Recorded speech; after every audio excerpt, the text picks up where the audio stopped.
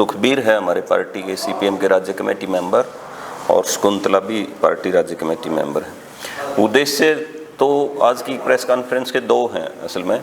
एक तो मार्क्सवादी कम्युनिस्ट पार्टी का अभियान है 15 अक्टूबर से लेके 15 नवंबर के बीच। 4 मुद्दे हैं जिनको कवर कर रहे हैं पूरे देश में, जिसमें सबसे महत्वपूर्ण मुद्दा है एक देश एक चुनाव, 1 नेशन 1 इलेक्शन का जो सवाल कर रही है भारतीय जनता पार्टी, उसको लागू करने की कोशिश कर रही है, उसके विरोध में। दूसरा है अंतर्राष्ट्रीय बाजार में पेट्रोल और डीजल की कीमतें मार्च अप्रैल के बाद काफ़ी नीचे चली गई हैं।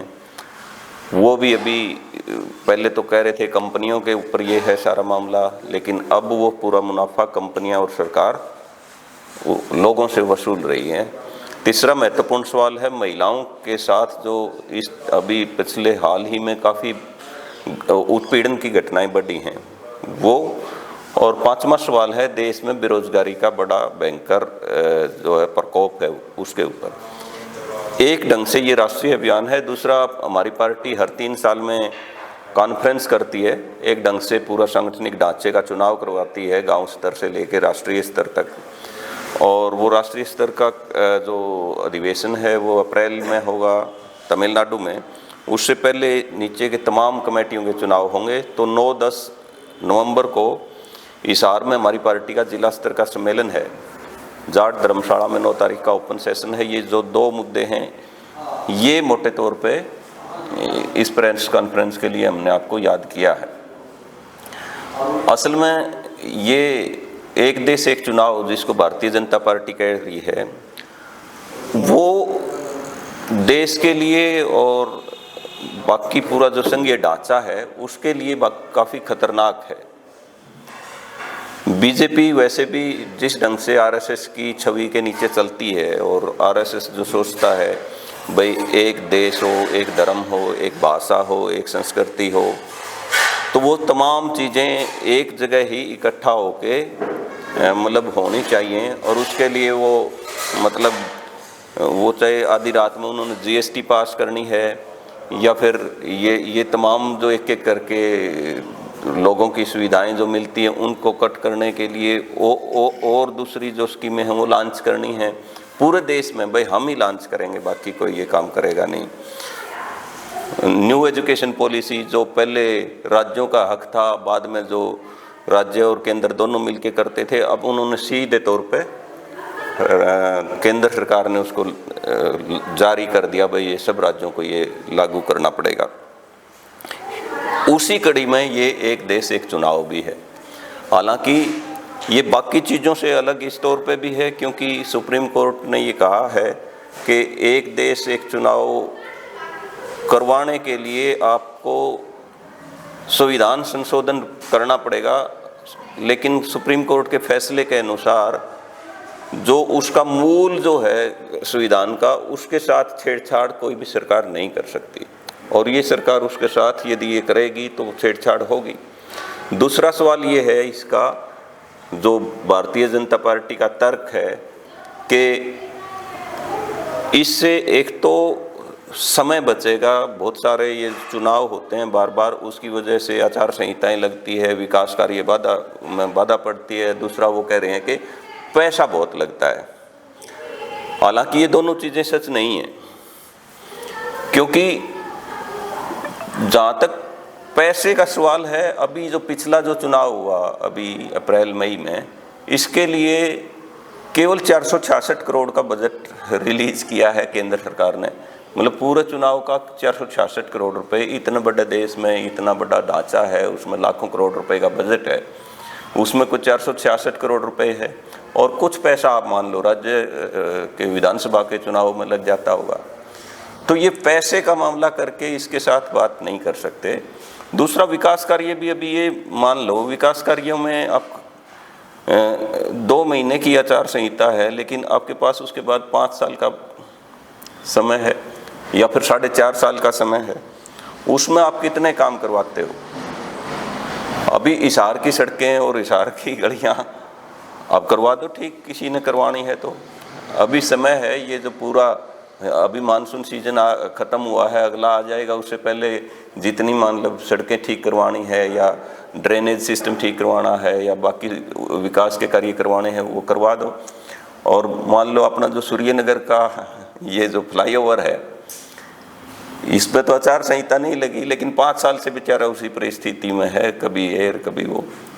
या फिर अपना इस पे एयरपोर्ट पे भी कोई आचार संहिता नहीं लगी, लेकिन 7-8 बार उद्घाटन जरूर हो गया, उसका विकास तो नहीं हुआ है। मतलब ये जो चीज़ें हैं ना जिनको बरगला के ये बात कर रहे हैं, उसमें उन चीज़ों में कोई दम नहीं है। काफ़ी सारे संविधान 15 के करीब ऐसे हैं जो वन नेशन वन इलेक्शन के तहत संविधान संशोधन करने पड़ेंगे, और उन संविधान संशोधन को आप ये नहीं कह सकते कि उसके बाद भी चीज़ें ठीक हो जाएंगी। भाई कुछ विधानसभाओं का अपने चुनाव पहले करवाना पड़ेगा, कुछ का अपना कार्यकाल बढ़ाना पड़ेगा, और फिर मान ले बीच में किसी राज्य सरकार अल्पमत में आ गई, सरकार गिर गई, तो आप चुनाव नहीं करवाओगे 5 साल तक, और मान ले केंद्र सरकार ही गिर जाए, फिर आप क्या करोगे? आप सारे के सारे विधानसभाओं के पहले चुनाव करवाओगे या देश में भी राष्ट्रपति शासन लगा दोगे? अभी बहुत सारी चीज़ हैं जिसके साथ ये चीज़ें जुड़ी हुई हैं। और पहला इलेक्शन तो विधानसभा और लोकसभा का इकट्ठा ही हुआ था 1952 में। अब ये तो केंद्र सरकारों ने काम किया, उनको धारा 356 लगा दी और वो हटा दिया, राज्य सरकारें गिरा दी या बीच में अल्पमत में आ गई, इसी तरह बिगड़ा है। और इसको यदि पंचायत चुनाव को भी इसमें शामिल कर लें तो वो पूरे का पूरा आपका एक ढंग से फिर जो अपना संघीय ढांचा है जिसमें राज्य सरकारों के भी हक हैं, उनको भी दिक्कत पैदा होगी, क्योंकि ये हक भी राज्य सरकारों को है पंचायत चुनाव करवाने का, जो केंद्र सरकार हाथ में लेना चाहती है। ऐसे ही पेट्रोल डीजल का मैं बता चुका, भाई मुनाफा ढेर सारा है ना, कंपनियां और सरकार लूट रही हैं। और पहले जब भी कहा करते कीमतें क्यों बढ़ रही हैं, तो वो कहते थे कि सरकार के हाथ में नहीं है, कंपनियां स्वतंत्र हैं, जैसे जैसे अंतर्राष्ट्रीय बाजार में कीमतें बढ़ती हैं वैसे वैसे यहाँ का पेट्रोल डीजल भी, उनकी भी पेट्रोलियम पदार्थों की भी कीमत बढ़ जावा है। अब कम होगी तो कम नहीं हो रही, अंतर्राष्ट्रीय बाजार में कच्चा तेल यदि सस्ता होता है तो फिर यहाँ भी तो कम होनी चाहिए ना, वो नहीं हो रही। तीसरा जो महिलाओं के साथ, आप देखिए कितनी बड़ी घटनाएं हैं, आप बंगाल की, गुजरात की, महाराष्ट्र की, और अभी लेटेस्ट आप हरियाणा की भी मान लो। एक पुलिस ऑफिसर जो है ना वो यौन शोषण करता है पुलिस की कर्मचारियों का, और वो अपनी पीड़ाएं मुख्यमंत्री को लिख के देती हैं, भेजती हैं, और आज तक मुख्यमंत्री का बयान भी उसके ऊपर नहीं आया है।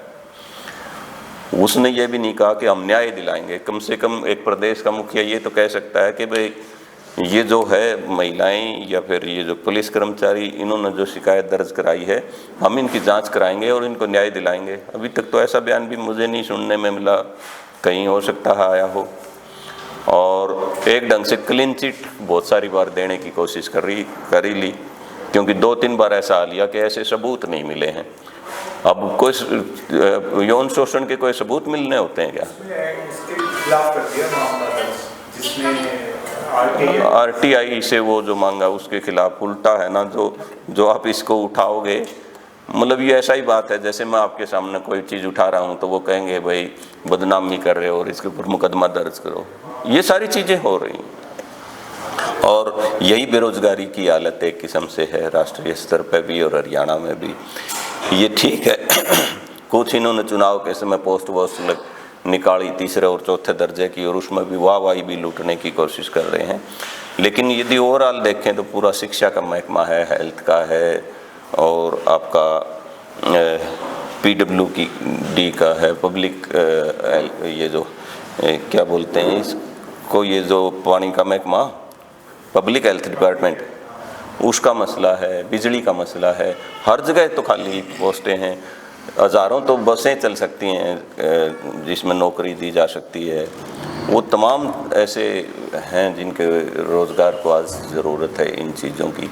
इसके लिए हमने पूरे देश में 4-5 विषयों को लेके कैंपेन है हिसार में भी हमने अलग अलग जगह पे बड़ी बड़ी मीटिंगें की हैं, हिसार में, बरवाड़ा में, उकुलाना में, आदमपुर में, और एक बड़ी इन्हीं मुद्दों को लेके वे सरकार आई भी है, नया चुनाव भी होया है, अभी केंद्र में भी हुआ और राज्यों में भी, और केंद्र का तो बजट भी आया है।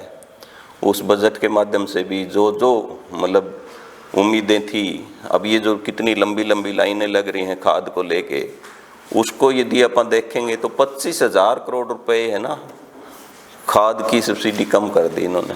अब 25,000 करोड़ रुपए कम करोगे तो लोगों को खाद तो नहीं मिलनी है। खाद्य सुरक्षा से 7,000 करोड़ रुपए कम कर दिए, मनरेगा से पैसा कम कर दिया। अब कल परसों ही बयान था, पता नहीं अडानी के 12,000 करोड़ रुपए के कितने माफ़ कर दिए, पता नहीं सच है कि झूठ है। अब लोगों के जो राहत मिलनी है उसमें तो आप कटौती कर रहे हो, और बड़ा कॉरपोरेट है उसको छूट दे रहे हो, तो एक ढंग से फिर लोग सड़क पे ही आएंगे। लोगों को विरोध करना पड़ता है इन चीज़ों को लेके। तो 9 तारीख को जाट धर्मशाला में हम पार्टी के जिला सम्मेलन के मौके पे एक ओपन सेशन बुलाएंगे, जिसमें हिसार के हमारे पार्टी के लोग तो होंगे, बुद्धिजीवी, आम तबका, आम जनता, उनको भी आमंत्रित करेंगे इन तमाम मुद्दों के ऊपर बातचीत करने के लिए। पार्टी का राज्य नेतृत्व है, पार्टी राज्य सचिव कॉमरेड सुरेंद्र और कॉमरेड इंद्रजीत, वो लोग भी इसमें शामिल होंगे। और उसके बाद 2 दिन यहाँ हम उसका चुने हुए जो प्रतिनिधि हैं, डेलीगेट्स हैं, वो चर्चाएं करेंगे इसके ऊपर, पूरे सम्मेलन के ऊपर, आज की परिस्थिति के ऊपर, चुनाव में जो रिजल्ट आया है उसके ऊपर, और एक नया नेतृत्व भी पार्टी में चुना जाएगा उस दिन 9-10 तारीख के सम्मेलन में। ये तमाम बातें प्रेस कॉन्फ्रेंस में हम कहना चाहते थे, आपके साथ साझा करना चाहते थे।